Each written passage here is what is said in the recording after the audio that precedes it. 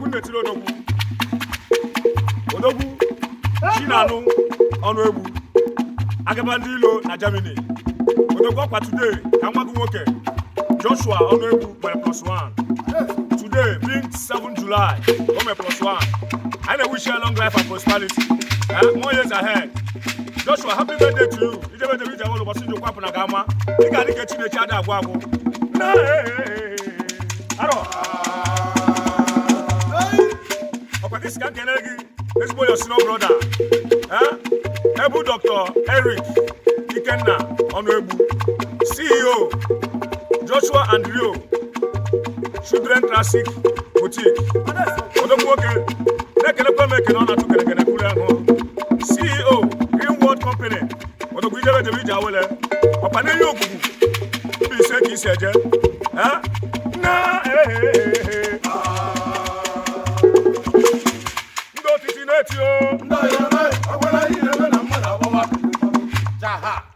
ife mọnwụ kwulerike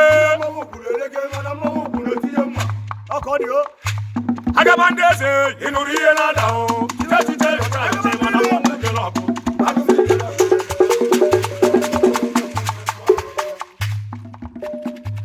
agaba ndị ilo ịnụrụ ihe na-ada ndị ilo chiche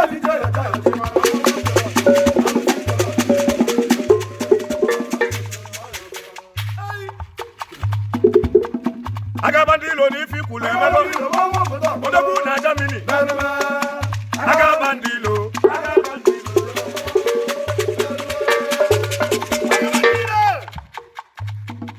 agaba ndị ilo ndị otiti na-etio agaba ndị ilo na Germany ezomọgọ ọ bụ tata bụ ụbọchị nwa gị nwoke Joshua Onuegbu today come +1 nnukwu ụbọchị n'ike anyị na-enwuche happy birthday aro Joshua, happy birthday to you. Joshua, happy birthday to you. Joshua, happy birthday to you. Happy birthday to you. Joshua, Abudayuna. Abudayuna. Joshua, Abudayuna. Joshua, you are prosper today.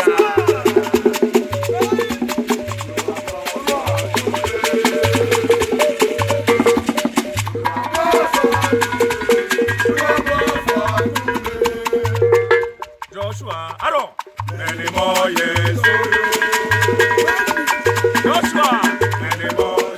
years ahead. Happy birthday to you once again. Joshua.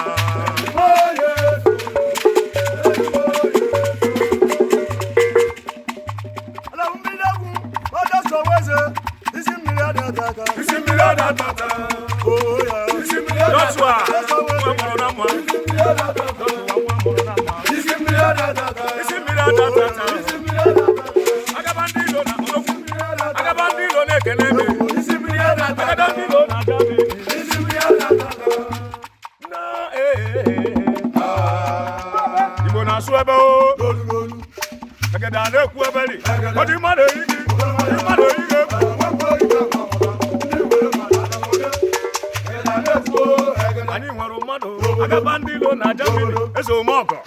aro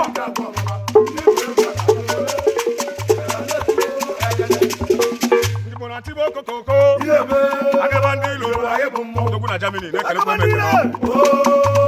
agabandilo mmemme adịghị ntara omekọ na onye ka mmanwa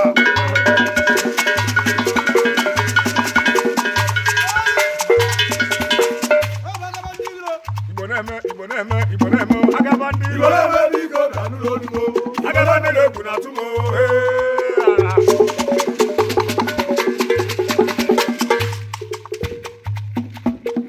Kita chụrụ ọnụ n'ụwa ma nye nwere onye mgbachi ya egbucha arụrụ emeghị nchekwa obi iji arụ na ife ọkọrọ n'ubi onye zere ibu mbụ n'obi agabandilo osi ekene ka nje amarụsi ebe iko amarụ n'ọdị ọsọ ọkwana ụkwụdoro ụkọ agabandilo ọkwa mmadụ keji aka agabandilo na Germany onye ọma na-ejiri ọkụ n'ọgbọ odogwu ọganiru mmadụ na-asụ ụsọ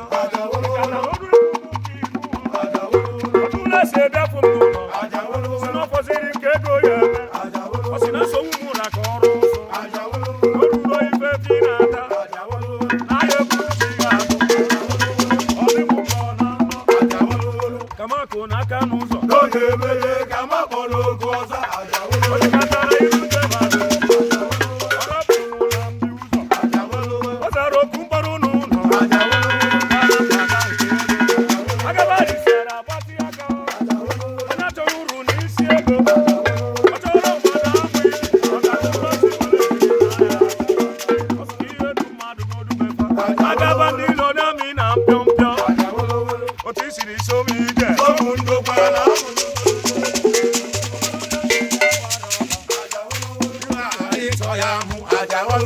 agaba ndị ilo na Germany ọkwa today being 7 July ka Joshua ọnụ egbu mere plus 1 o jebe n'ija wele ịbịa n'ịgbatịpụ aka gị ihe iro na-asị na-egbu ana Afọlọke nwere mgbochi onye ma na agaba ndị ilo ga-abụ ọgaranya ịma na ife na-esi n'afọ a wee mebe agaba ndị ilo na Germany olukwu nseje mba ugo mgbe njabụ ụlọ ọganiru bụ maka onye udo ọrụ agaba ndị ilo ruru gbogbo ebuwe egwu ngara ụzọ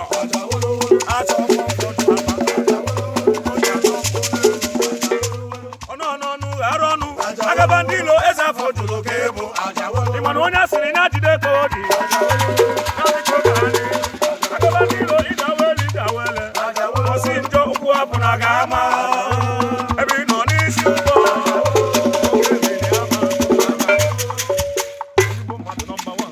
agaba ndị ilo na Germany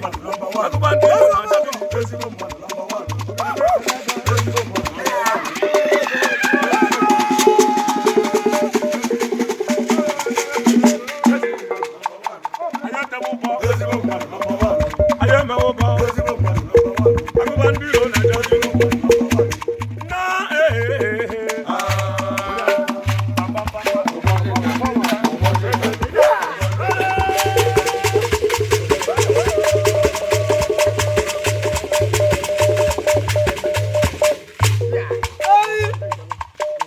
agụbandilo ikwurugunu